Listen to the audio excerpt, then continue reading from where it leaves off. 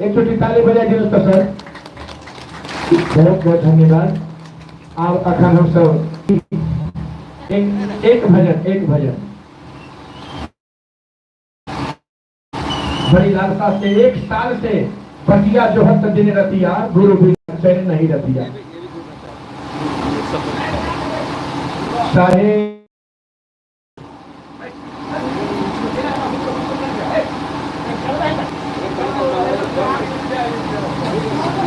प्रेम से बोले सतगुरुदेव की जय।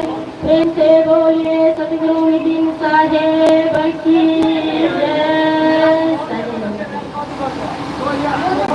ध्यान मुलन करो मूर्ते पूजा मुलन गुरु पदम मंत्र मुलन गुरु वाक्यम मोक्ष मूलन गुरु कृपा।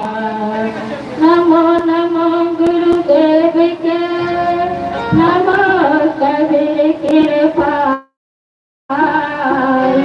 नमो संत शरणागते सकल पाप हुई गुरु की जय बंदगी कोटि कोटि प्रणाम।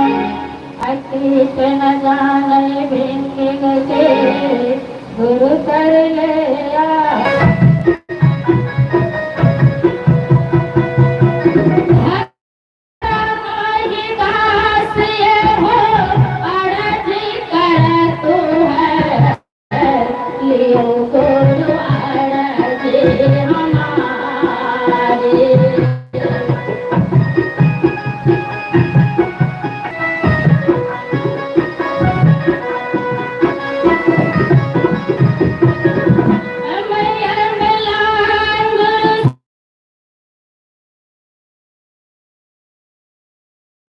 लियो गुरु हमारे हमारे के चोका क्षमा करो सारे हमारे के चोका क्षमा करो सारे पहले चरण हमसे हमारी हो गया।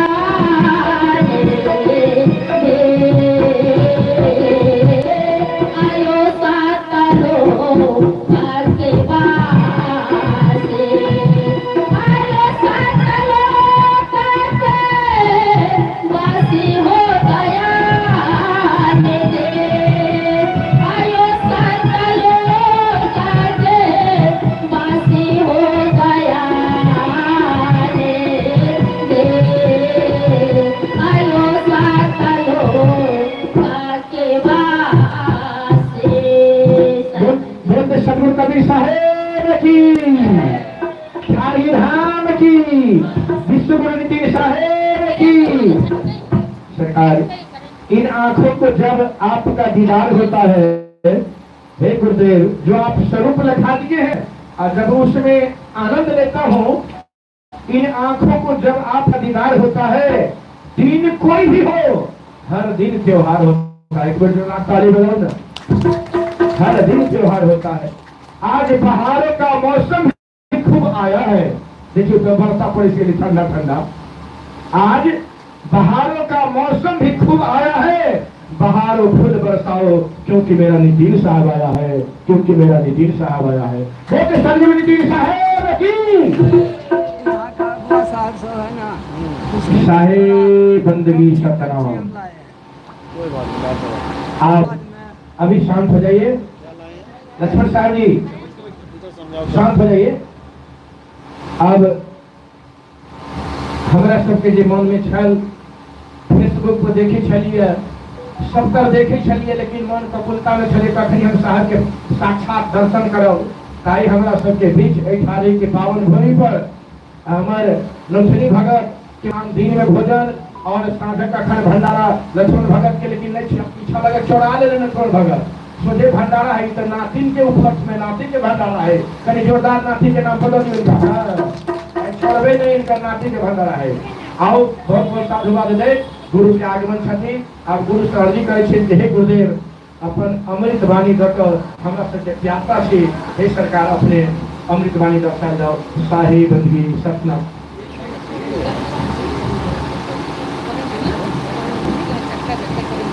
करंट मार रहा है नहीं इसमें ठीक है। हेलो हेलो जी हेलो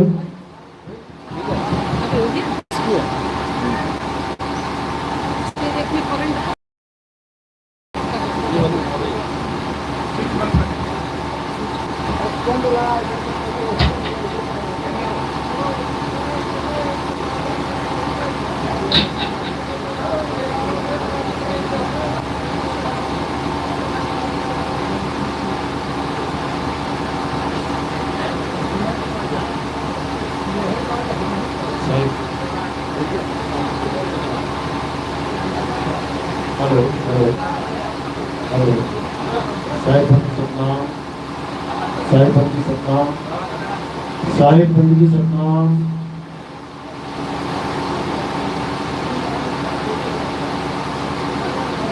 साहिब बंदी सतनाम, साहिब बंदगी सतनाम, साहिब बंदगी सतनाम, साहिब बंदगी सतनाम। तो आज धनुषा जिले में ठाड़ी गांव में परम पिता परमात्मा के मूल ज्ञान का प्रचार होने जा रहा है। बहुत बड़े भाग हैं उन जीवों के जो अपने पूरे जीवन काल में एक बार भी इस मूल ज्ञान को सुन पाते हैं, और उससे भी बड़े भाग हैं जो इस ज्ञान को थोड़ा सा भी समझ पाते हैं। क्योंकि सुनना आसान है, आए बैठे घंटा 2 घंटा सुन के चले गए, लेकिन इसको समझना बहुत मुश्किल है। इसको समझना बहुत मुश्किल है। ये केवल उसकी समझ में आता है जिस पर परमपिता परमात्मा की कृपा हो, बंदी छोड़ की दया हो, मालिक की कृपा हो। हेलो, ये केवल उसी के समझ में आता है। कोई कहे कि केवल सत्संग सुनने से मेरे समझ में आ जाएगा, 1 घंटा 2 घंटा बैठ के कुछ समझ में आने वाला नहीं है। जिस पर दया प्रभु की होगी केवल उसी की अंतरात्मा जागेगी, बाकी किसी के समझ में नहीं आता ये ज्ञान। आज 15 साल हो गए समझाते हुए, 2010 से समझा रहे हैं, 2025 आ गया, वो भी खत्म होने वाला है। ये जल्दी समझ में नहीं आता, लेकिन जिसको आ गया फिर ये जाता नहीं है। दिमाग में ऐसा घुस जाता है कि इसके अलावा फिर सब झूठ, असत्य और थोथा ज्ञान लगता है। फिर तुम्हें रस कहीं आ ही नहीं सकता। एक बार आत्मा का ज्ञान अगर समझ में आ जाए तो ये झूठी दुनिया किसी को भरमा नहीं सकती, ये माया का देश किसी को लुभा नहीं सकता। एक बार अगर तुम्हें समझ में आ जाए कि हम किस जेल में बैठे हैं, तो ये जेल की दीवारें, ये जेल के लोहे के सरिये, ये तुम्हें भरमा नहीं सकते। कौन सी जेल है? ये जो हमारा घर है ना, वो जेल ही है। अपने अपने घर में बैठे हो, खुद अपनी जेल बना के बैठे हो। अब इस जेल से निकलने की तैयारी करनी है। कैसे निकलेंगे? आत्मज्ञान के द्वारा निकलेंगे। इस माया के संसार से कैसे निकलेंगे? आत्मज्ञान के द्वारा निकलेंगे। इस त्रिगुणी संसार से कैसे निकलेंगे? आत्मज्ञान के द्वारा निकलेंगे।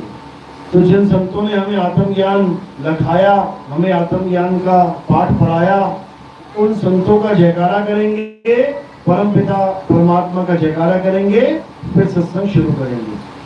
बोलिए परम पिता परमात्मा की, सतगुरु बंदी छोड़ कबीर साहेब की, सभी संतों की, सभी भक्तों की, सतगुरु मदनपति साहिब की, दीवान जवाहरपति साहिब की, सतगुरु राम सेवक साहिब की, सतगुरु विराटपति साहिब की, कलीनापुर धाम की, सभी संतों की, सकल हंस को बंदगी, साहेब बंदगी, सतनाम।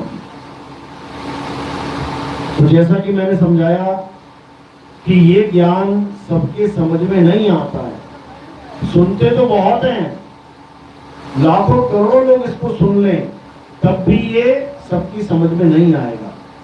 ये किसी बिरले हंस के समझ में आएगा, ये किसी परमात्मा के परम विवेकी जीव के समझ में आएगा।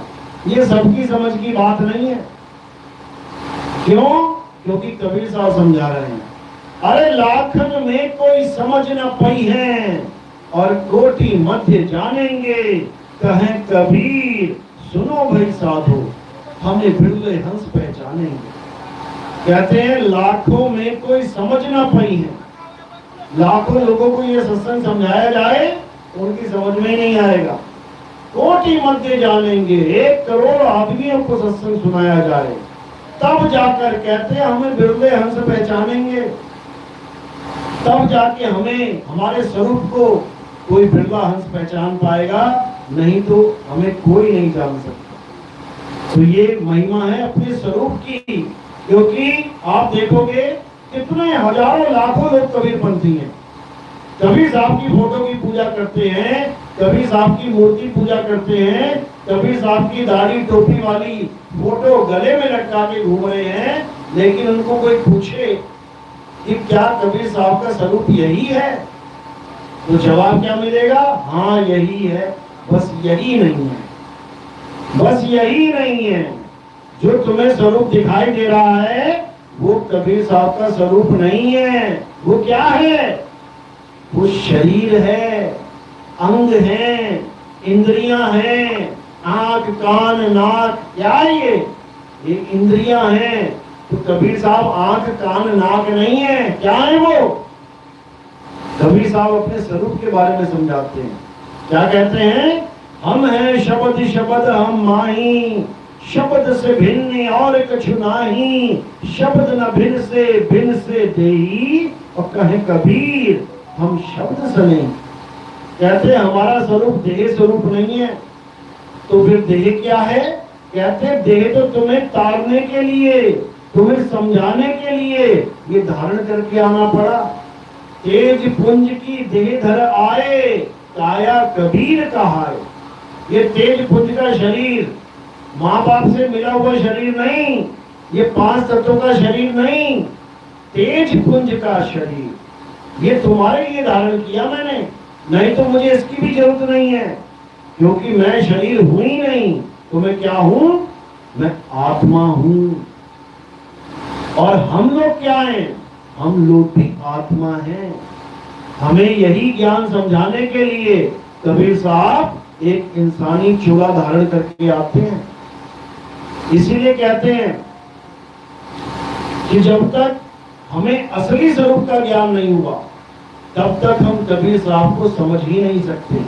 और कबीर साहब अपने नाम की व्याख्या करते हुए समझा रहे हैं, दत्ता केवल नाम है, बप्पा ब्रह्म शरीर, और रारा सब में रम रहा, और बाको नाम कबीर। मैं वो नहीं हूं जो तुम्हें बता दिया गया है गुरुओं के द्वारा, इन कबीर पंथियों के द्वारा। मैं वो नहीं हूं जो तुम्हें दिखा दिया गया है, दाढ़ी टोपी और कपड़े पहना बैठा बूढ़ा आदमी में कबीर है। बिल्कुल नहीं। कबीर साहब जरा मरण से न्यारे हैं। वो शरीर नहीं है जो आज बच्चा है, कल जवान हुआ, फिर बूढ़ा हो गया, फिर मर भी जाएगा। हम वो नहीं हैं जो जन्म और मर जाएं। हम वो हैं जो अविनाशी हैं।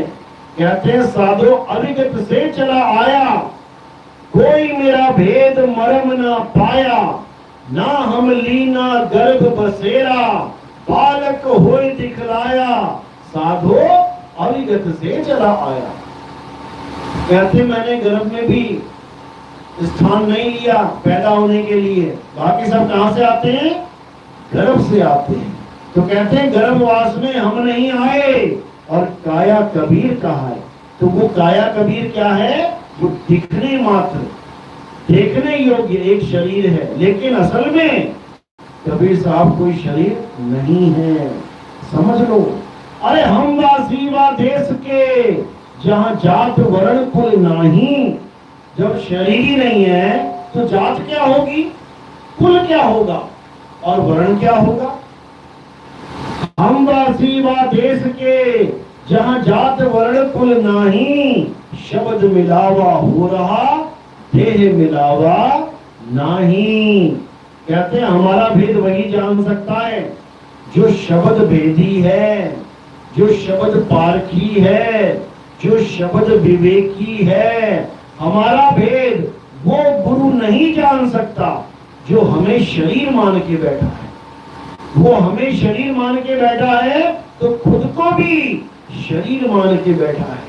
वो ना तो खुद को जान पाएगा और ना ही हमें जान पाएगा। इसलिए कबीर साहब इन गुरुओं से सावधान कर रहे हैं जो गुरु अपने स्वरूप को नहीं जानते, अपने सत्य स्वरूप का बोध नहीं करे हैं और गुरु बने बैठे हैं।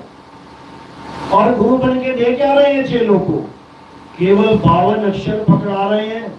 हिंदुस्तानी गुरु हिंदुस्तानी भाषा में नाम दे रहा है, नेपाली गुरु नेपाली भाषा में दे रहा है, अंग्रेज गुरु अंग्रेजी भाषा में दे रहा है, अरब देश का गुरु अरब देश की भाषा में दे रहा है, जापानी गुरु जापानी भाषा में दे रहा है, ताइवानी गुरु ताइवानी भाषा में दे रहा है। हर गुरु अपनी अपनी भाषाओं में भगवान का परमात्मा का नाम पकड़ा दे रहा है और चेला ले भी ले रहा है। चेला लेके भी बैठ जा रहा है और एक बार भी नहीं सोच रहा है कि मेरे गुरु ने मुझे दिया क्या है, मेरे गुरु ने मुझे क्या दिया। ये 52 अक्षर से न्यारा वाही को सत्य सिमरण कहिए, सिमर सिमर नर उतरो पारा। कह रहे हैं जिस गुरु ने 52 अक्षर दे दिए, 52 अक्षर मतलब हिंदी के नाम, पंजाबी के नाम, उर्दू के नाम, अंग्रेजी के नाम, किसी भी भाषा के नाम अगर जपने के लिए दिए तो समझ लो उस मनुष्य का, उस गुरु ने जीवन बर्बाद कर दिया। कबीर साहब समझा रहे हैं कि ये नाम देने वाले गुरु, ये 52 अक्षर जपवाने वाले गुरु यही काल के दूत हैं जो काल मेरा नाम लेकर 12 पंथ चलाने की बात करके गया था, उनके चेले हैं ये, उसी काल भगवान के। तो कह रहे हैं जो नर पड़े 52 के फेरा, सो नर जानो काल का चेहरा। जब 52 का टूटे डोरा, सहजे छूटे काल झकोरा। अब कबीर पंथियों में भी यही चल रहा है। आज तक ब्राह्मणों में जो चलता था कि राम जी को पाना है तो राम राम जप लो, कृष्ण जी को पाना है हरे कृष्ण जप लो, राधा जी को पाना है राधे राधे जप लो, शंकर जी को पाना है ओम नमः शिवाय जप लो। लेकिन दुख के साथ कहना पड़ रहा है कि कबीर पंथ में भी यही चल रहा है। सतनाम को पाना है सतनाम सतनाम जप लो, कबीर साहब को पाना है कबीर कबीर जपो। बताओ फिर ब्राह्मणों में और कबीर पंथियों में फर्क क्या रहा। ब्राह्मण भी वही बता रहा है 52 अक्षरी मंत्र दे रहा है और कबीर पंथी भी 52 अक्षरी मंत्र दे रहा है, फिर इनमें भेद क्या रहा। ब्राह्मण भी मूर्ति पूजा बता रहा है, मूर्ति पूजा करो देवी देवताओं की, कबीर पंथी भी मूर्ति पूजा करवा रहा है कबीर साहब की, दोनों ही पत्थर पुजवा रहे हैं। तो भेद क्या रहा, कोई भेद नहीं है। ब्राह्मण भी नारियल फोड़वा रहा है मंदिर में और कबीर पंथी भी नारियल फोड़वा रहा है आरती चौका करके। क्या भेद रहा दोनों में, कोई नहीं है। ब्राह्मण भी माला जपवाता है और कबीर पंथी भी माला दे के बैठा हुआ है, जपो माला।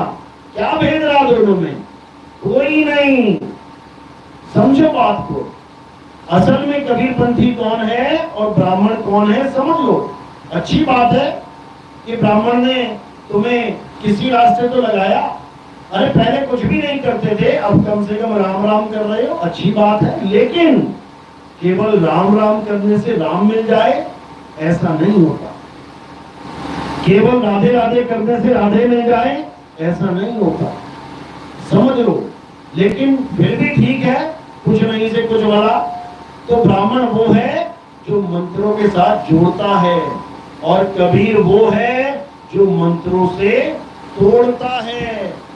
ब्राह्मण वो है जो 52 अक्षरों से, तो क्या कह रहे हैं, 52 अक्षर जपवाने वाला गुरु कौन है? वो जपी है। जपी। तपस्या कराने वाला गुरु कौन है? वो तपी है। तपी। घर बार छोड़ के जंगल में भेजने वाला गुरु कौन है? सन्यासी। तो कबीर साहब जपी तपी सन्यासी से नहीं जोड़ते। वो क्या करते हैं? वो जप तप और सन्यास छुड़वाते हैं। क्या कह रहे हैं? वो कहां ढूंढे बंदे, मैं तो तेरे पास में, ना मैं जप में, ना मैं तप में, और ना एकांत निवास में। ना तो मैं किसी जप से मिलूंगा और ना ही मैं किसी तप से मिलूंगा। ये जप और तप ये हमारे लिए नहीं बना है, ये कबीरपंथियों के लिए नहीं बना है। कबीरपंथी कौन है? जो सारे जप त्याग दे, जो हर प्रकार की पूजा पाठ त्याग दे, हर प्रकार की मूर्ति पूजा त्याग दे, हर प्रकार का हवन यज्ञ त्याग दे, और क्या अपना ले? आत्मा का ज्ञान अपना ले। कबीर साहब समझा रहे हैं, जल में मीन प्यासी, मोहे देखत आवे हासी, आत्म ज्ञान बिना नर भटके, कभी काबा कभी काशी। यानी जिसको आत्मा का ज्ञान समझ में आ गया, जो आत्मा को प्राप्त करने के लिए तत्पर हो गया, उसके लिए कोई पूजा पाठ हवन यज्ञ, उसके लिए कोई धार्मिक कर्म कर्तव्य लागू ही नहीं होता। यही गीता में कृष्ण जी समझा रहे हैं। क्या कह रहे हैं?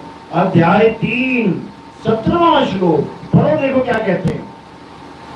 बता रहे हैं, हे अर्जुन, जो अपनी आत्मा में रमण करते हैं, जो अपनी आत्मा में तृप्त हैं, जो अपनी आत्मा में संतुष्ट हैं, उनके लिए कोई धार्मिक कर्म कर्तव्य लागू ही नहीं होता। उनको किसी मंदिर में जाने की जरूरत नहीं है, उनको किसी पूजा पाठ में जाने की जरूरत नहीं है, उनको किसी हवन यज्ञ करने की जरूरत नहीं है, उनको किसी देवी देवताओं की पूजा करने की जरूरत नहीं है, उनको कुछ करना ही नहीं है। क्या करना है? हे अर्जुन, केवल अपनी आत्मा में रमण करना है। और कैसे करेंगे आत्मा में रमण? हमें आत्मा का ज्ञान ही नहीं पता है। आत्मा होती क्या है, आत्मा है कहाँ, कैसे मिलेगी, क्या स्वरूप है आत्मा का? जब हमें उसका कोई ज्ञान ही नहीं है तो उसमें रमण कैसे करेंगे? इसके लिए गीता में क्या बताया गया? अध्याय 4 34वां श्लोक, हे अर्जुन, अगर तुम सत्य को जानना चाहते हो, सत्य मतलब आत्मा, हे अर्जुन, अगर तुम आत्मा का ज्ञान प्राप्त करना चाहते हो तो तुम ऐसे तत्वदर्शी संत की शरण में जाओ। जपी तपी सन्यासी की शरण में जाने को नहीं बोला, नाम जपवाने वाले संत की शरण में जाने को नहीं बोला, तंत्र मंत्र वाले संत की शरण में जाने को नहीं बोला, शरण में जाने को नहीं बोला, ये मूर्ति पूजा करने वाले संतों की शरण में जाने को नहीं बोला। कहां जाने को बोला? तत्वदर्शी संत की शरण में जाने को बोला। अब ये तत्वदर्शी होता क्या है? क्या कोई नाम जपवाने वाले संत को, कोई मंत्र जपवाने वाले संत को हम तत्वदर्शी कह सकते हैं? हमें इस पे विचार करना पड़ेगा। तत्वदर्शी का मतलब क्या होता है? तत्वदर्शी का मतलब होता है तत्वों का दर्शन कराने वाला। कितने प्रकार के तत्व हैं? हे अर्जुन, इस दुनिया में 2 प्रकार के तत्व हैं। कौन कौन से? एक असत्य तत्व और दूसरा सत्य तत्व। ये जितना संसार तुम्हें दिख रहा है, ये 2 तत्वों का मेल है। एक सत्य और एक असत्य। असत्य क्या है? हे अर्जुन, जो तत्व पैदा हो जाए और नाश हो जाए वो असत्य है। हे अर्जुन, जो तत्व पल पल बदल जाए वो असत्य है। हे अर्जुन, जो सदा एक सा ना रहे वो तत्व असत्य है। ये तीनों गुण बता दिए। अब क्या कह रहे हैं? हे अर्जुन, ये काया जन्मती है, मर जाती है, असत्य है। किसकी काया? मेरी। सबकी। जितने भी तुम्हें शरीर दिख रहे हैं, ये सब शरीर पैदा होते हैं और मर जाते हैं। तो ये सत्य है या असत्य? असत्य है, झूठ है। ये सब मिट्टी में मिल जाएंगे जो तुम्हें आज जीवित दिखाई दे रहे हैं। देखो अपने दादा परदादा कहां चले गए? वो कहां चले गए? सारे शरीर इसी मिट्टी में दफन हो गए। समझो, तो जो बन जाए बिगड़ जाए असत्य है, जो पल पल बदले असत्य है। देखो मंदिर, देखो मूर्तियां, देखो मस्जिद, देखो गुरुद्वारा, देखो चर्च, जब बनी जा रही है रोज मूर्ति बड़ी की जा रही है, बदल रही है। जो चीज बदल रही है वो असत्य है, वो असत्य है। इस संसार में ऐसा कुछ भी नहीं है जो सदा एक सा रहे, क्योंकि सब असत्य ही है। तो ये तो हो गया असत्य। अब सत्य क्या है? हे अर्जुन, इस दुनिया में केवल एक सत्य है, और वो क्या है? आत्मा ही सत्य है। हे अर्जुन, इस आत्मा का ना तो कभी जन्म होता है, इस आत्मा की ना तो कभी मृत्यु होती है। सबका जन्म होता है, सबकी मृत्यु होती है। राम जी का जन्म हुआ, कृष्ण जी का जन्म हुआ, सबका जन्म होता है और सब शरीर छोड़ के चले जाते हैं। लेकिन ये जो आत्मा है, इसका ना तो कभी जन्म होता है, ना ही कभी मृत्यु होती है। इस आत्मा को जन्मने और मरने वाला जो समझता है वो प्राणी मूर्ख है, अज्ञानी है। वो कभी नहीं जान सकता आत्मा के भेद को, आत्मा के गुण को। तो कौन बताएगा हमें आत्मा का गुण? हमें तत्वदर्शी संत बताएगा। तो क्या करना है? वहां जाके अध्याय 4 34वें श्लोक में देखो क्या लिखा है।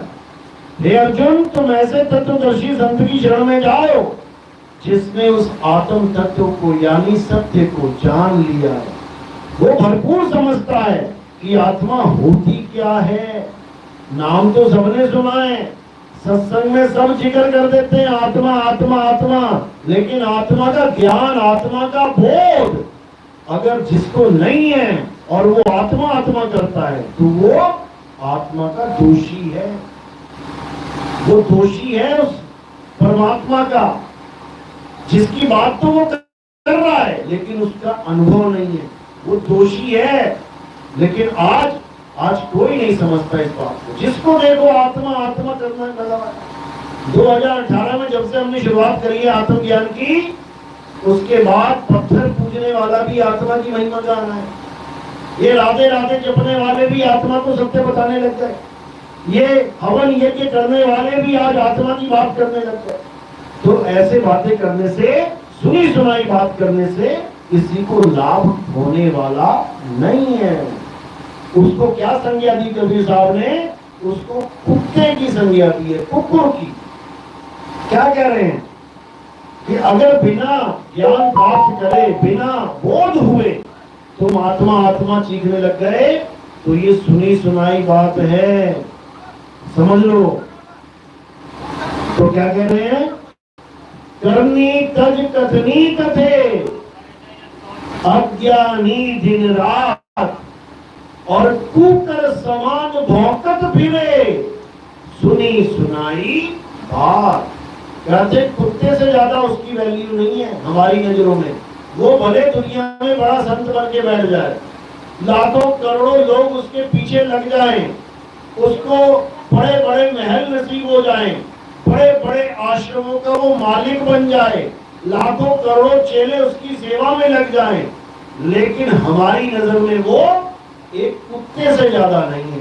समझ लो, ऐसे गुरुओं को कुत्ते की संज्ञा दी कबीर साहब ने, जो केवल सुनी सुनाई बात को रिपीट कर रहे हैं और अपना अनुभव शून्य है, शून्य।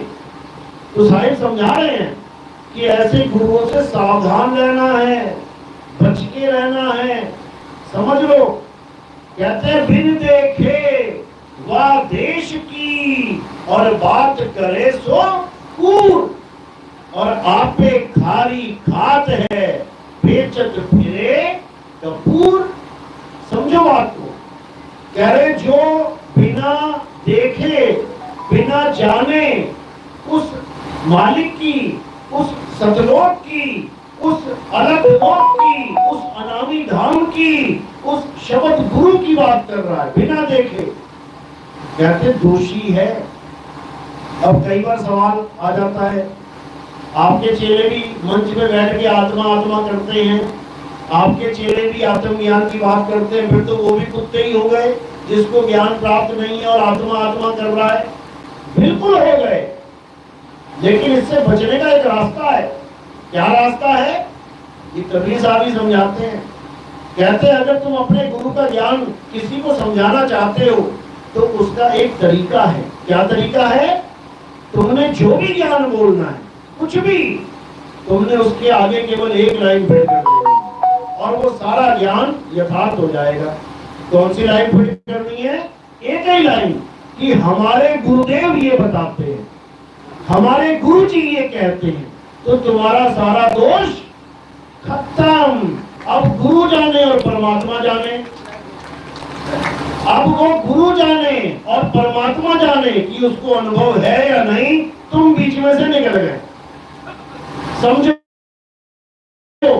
तुम बीच में से निकल गए। लेकिन अगर तुमने बिना गुरु का नाम लिए चौधरी बनने की कोशिश करी तो भाई पूछ तुम्हें भी लगेगी, कुत्ते की योनि में तुम्हें भी जाना पड़ेगा, क्योंकि फिर तुम झूठा गुरुआ की संज्ञा में आ गए। अरे झूठा गुरु अजगर बना और 184 जाए और सारी संगत चींटी बनी, तोड़ तोड़ के खाए। उसके बाद कोई बचाव नहीं होने वाला। क्यों? क्योंकि तुमने मालिक का नियम तोड़ दिया है। ये नियम है बंदी छोड़ का। अरे कबीर साहब जब अपने बिना गुरु धारण किए ज्ञान देते थे तब लोगों ने पूछा तुम्हारा गुरु कौन है? अब कबीर साहब का कोई गुरु ही नहीं था। वो क्या बोले? वो कहते हमारा कोई गुरु नहीं है। तो कहते हम तुम्हारा ज्ञान नहीं सुनेंगे। क्यों? बिना गुरु के ज्ञान कैसे हो गया? तो कबीर साहब को एक गुरु धारण करना पड़ गया। कौन सा गुरु? अज्ञानी गुरु, एक पत्थर पूजने वाला गुरु, एक मंत्र जपने वाला गुरु। क्या नाम था उनका? स्वामी रामानंद।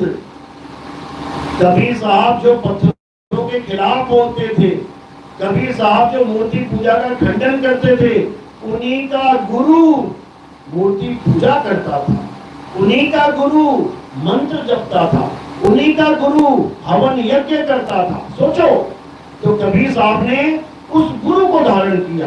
क्यों? ताकि जनता हमारी बात सुने। और जब वो ज्ञान बोलते थे तब वो क्या करते थे? गुरुदेव ये कहते हैं, गुरुदेव ये कहते हैं। अब सब सुनने लगे, अच्छा जी गुरुदेव ये कहते हैं, फिर तो पक्का सच्ची कहते हैं। तब जाके लोगों ने कबीर साहब की बात सुननी शुरू करी। समझो, लेकिन जब उनको समझ में आ गया कि ये इनका गुरु कहने को है, भाई ये कहने को गुरु है, ये असल में खुद ही परमात्मा है, तब साहिब ने अपने नाम की छाप लगानी शुरू। कहें कबीर, कहें कबीर। जब सबको समझ में आ गया तब, नहीं तो गुरु को ही आगे रख के कबीर साहब ने हमेशा बात करी। तो वही सिस्टम आज भी है, कोई बदला नहीं है। इसलिए साहिब हमेशा यही समझाते हैं कि पहले अनुभव ज्ञान करो, बोध करो। बिना बोध के, बिना अनुभव ज्ञान के, चाहे तुम कितना ही ग्रंथ पढ़ लो, तुम कितने ही भाषण कर लो, तुम कितना ही कुछ कर लो, कुछ होने वाला नहीं। तुम थके के थके रह जाओगे, तुम्हें कुछ मिलने वाला नहीं है। कितनी पोथियां बना लो, कितनी पोथियां बांच लो, पोथी पर जग मुआ और भया न पंडित कोय, एक आखर पीव का पढ़े सो पंडित होए। इतनी पोथियां पढ़ने की जरूरत नहीं है, इतने ग्रंथ पढ़ने की जरूरत नहीं है। केवल एक अक्षर पीव का, इसको समझ लो। इसी एक अक्षर में मुक्ति का भेद छुपा हुआ है। दुनिया में कितने प्रकार के अक्षर हैं? 2 प्रकार के। एक अक्षर किस काम आता है? पोथियां लिखने के, पोथियां पढ़ने के, पोथियां बांचने के काम आता है। और दूसरा अक्षर ये लिखन पढ़ने से न्यारा है। बस क्या करना है?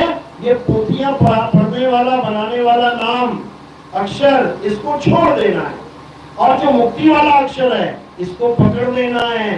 सोई गुरु पूरा कहावे, 2 अक्षर का भेद बतावे, एक छुड़ावे एक लखावे, तब प्राणी निज घर को जावे। कहते एक छुड़ावे, कौन सा? जिससे सारी दुनिया के ग्रंथ लिखे गए हैं, सारी वाणी, सारे मंत्र, सारे वेद, पुराण, गीता, बाइबल, कुरान, जितने ग्रंथ ले लो किससे बने हैं? अक्षरों से। अगर अक्षर ना होते तो बताओ वेद कैसे बनता? अक्षर ना होते पुराण कैसे बनता? अक्षर ना होते बाइबल, कुरान कैसे बनता? तो ये सारे ग्रंथ बाद में हैं, पहले अक्षर हैं। ये मकान कैसे बना? ईंट से। ईंट ना होती मकान बना के दिखा दे तुमको। ईंट से ईंट, ये अक्षर बना के, केवल 52 प्रकार के अक्षर बना के 52 करोड़ ग्रंथ बना दिए तुमने। क्या लिखा उन ग्रंथों में? ये अक्षर ही तो लिखा हुआ है। इन्हीं अक्षरों को जोड़ के तोड़ के बनाते जा रहे हो आगे सागे ज्ञान। तो कबीर साहब यही समझा रहे हैं, 52 अक्षर जोड़े आन, सकिया न अक्षर एक पहचान, सत का शब्द कबीरा कहे, पंडित होए सो अनुभव है। जो पंडित है वो अपने अनुभव का ज्ञान बताएगा। तो इसी को कबीर साहब समझा रहे हैं कि 52 अक्षर जीव आधारा। ये जितने ग्रंथ हैं, ये जितने नाम हैं, ये कहां से उत्पन्न हो रहे हैं? ये जीव से। बस तुम जीव काट दो, किसी की तुम जीव काट दो, सारे अक्षर खत्म। अब क्या बोलेगा? हाँ करेगा जो गले से आवाज आ रही है। जीव वाला रोले खत्म, सारे ग्रंथ खत्म, सारे नाम खत्म।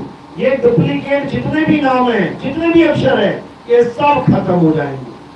तो क्या परमात्मा का सच्चा नाम भी खत्म हो जाएगा? कभी नहीं।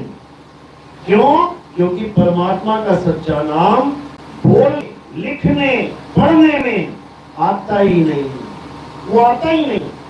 वो अलेख है, वो अकथ है, वो अकह है, वो अनाम है। अनाम क्या करे साहब?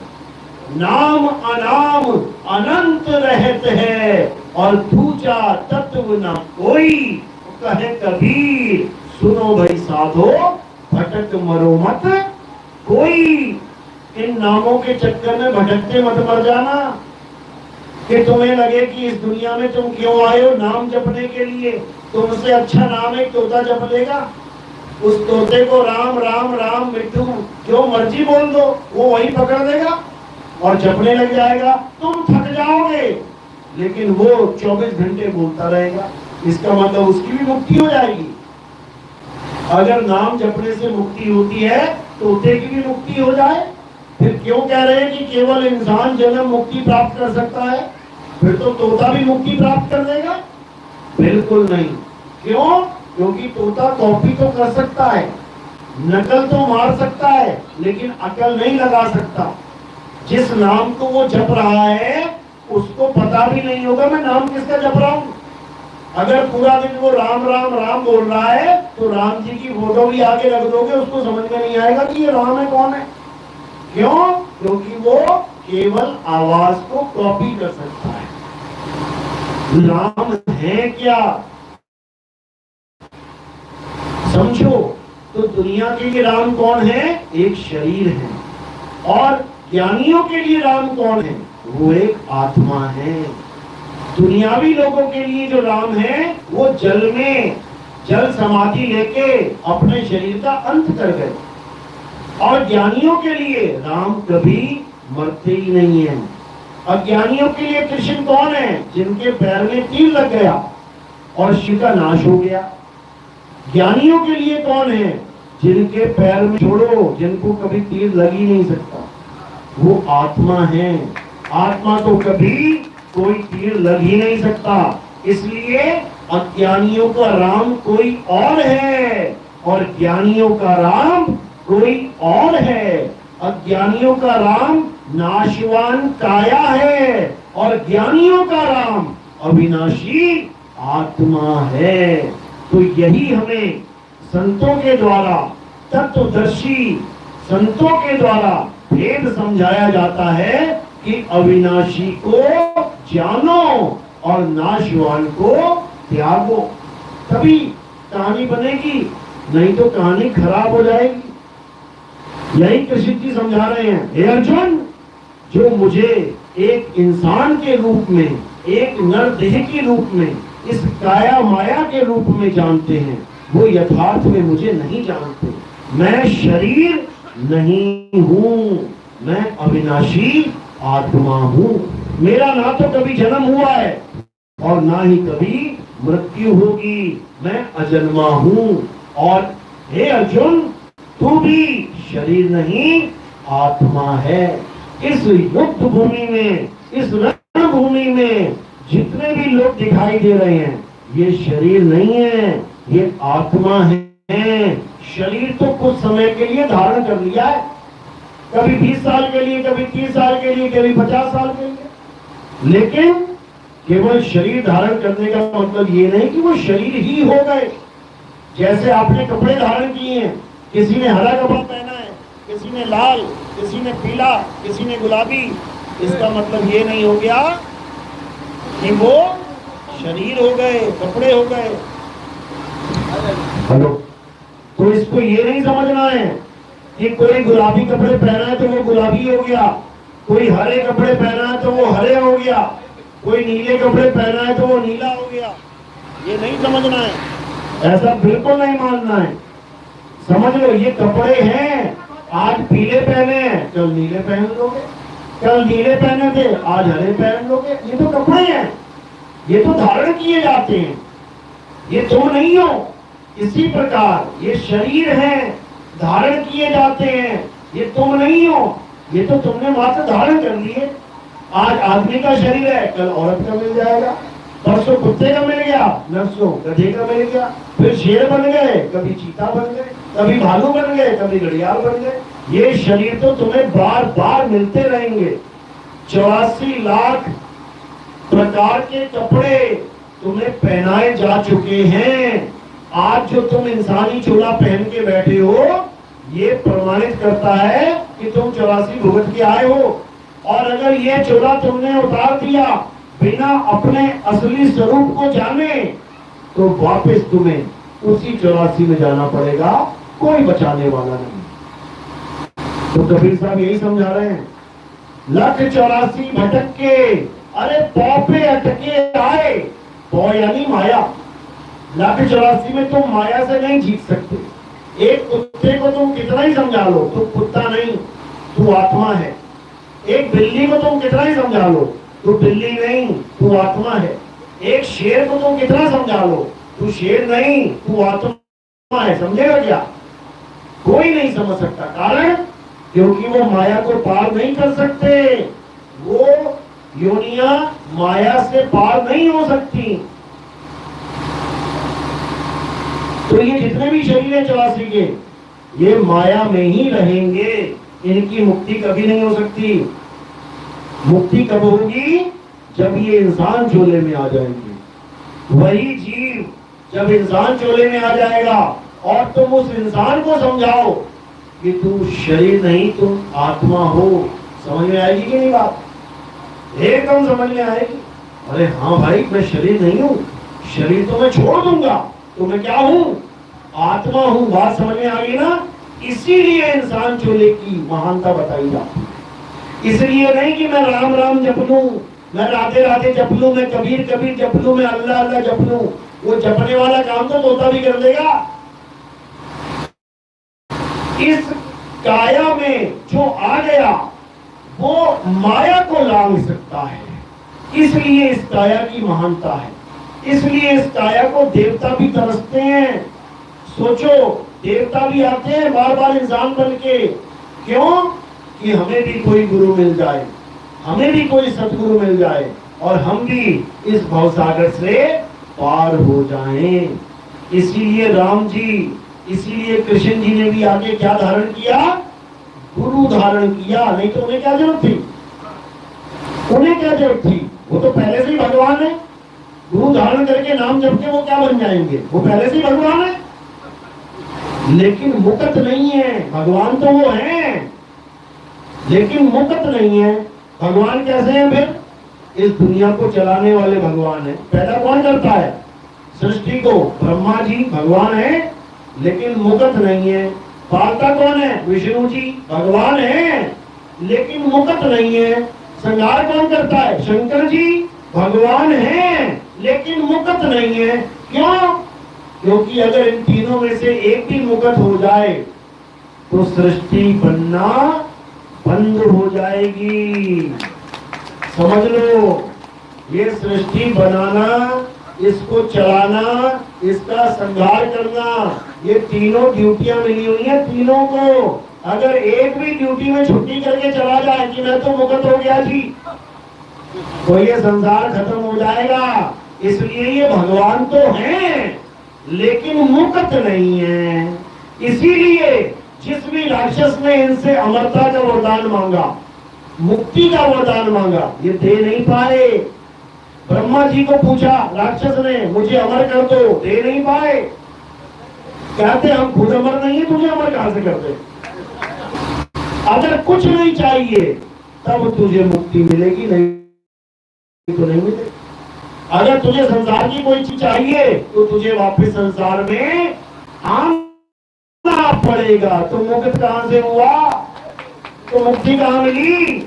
इसलिए सबसे पहले जो तू चाहे मुक्ति को छोड़ सकल की आस। तुझे 3 लोग का मालिक भी कोई बनाए ना, तो भी गर्भ में 9 महीना उल्टा लटकना पड़ेगा। भैया हमें नहीं चाहिए, तुम रखो। समझो, तो कबीर साहब मुक्ति की बात करते हैं। और मुक्ति कैसे मिलेगी? जुगति से मुक्ति मिलेगी, नाम जाप से नहीं। नाम जाप से नहीं। पानी का तालाब भी पार करना हो ना, नदी पार करनी हो, तो कैसे करोगे? जुगति से कि नाम जाप से? कहते हैं भगवान का नाम जपने वाले भवसागर पार हो जाते रहे। तालाब तो पार ना कर पाया नाम भगवान का, तुम भवसागर की बात करते हो? तुम एक छोटा सा तालाब पार करके दिखा दो अपने भगवान का नाम जप के। अगर तुम्हें तैरना नहीं आता हो तो तैरोगे कि डूबोगे? डूबोगे।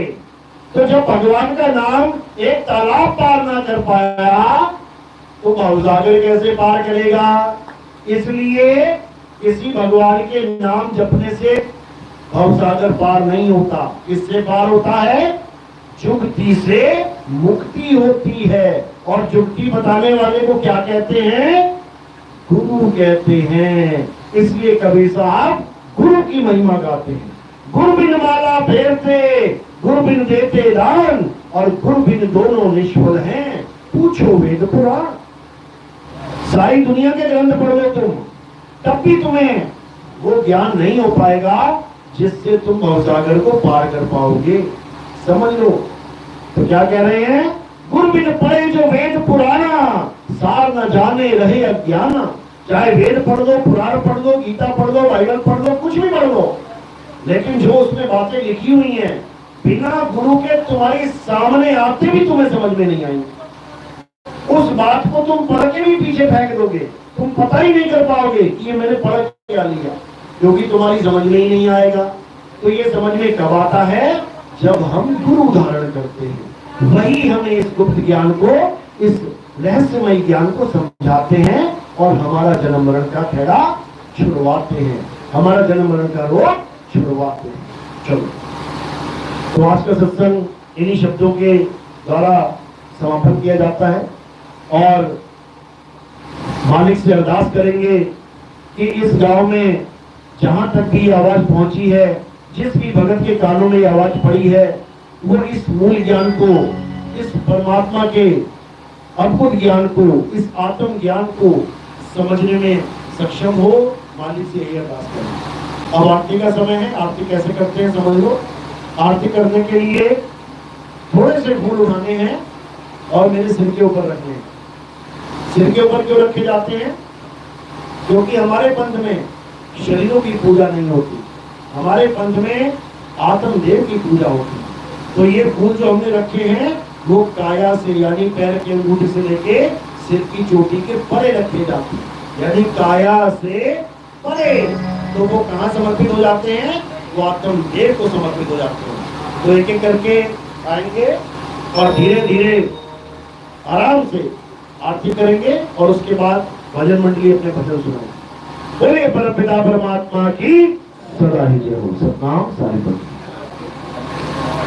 हेलो साहेब बंदगी सतनाम, साहेब बंदगी सतनाम।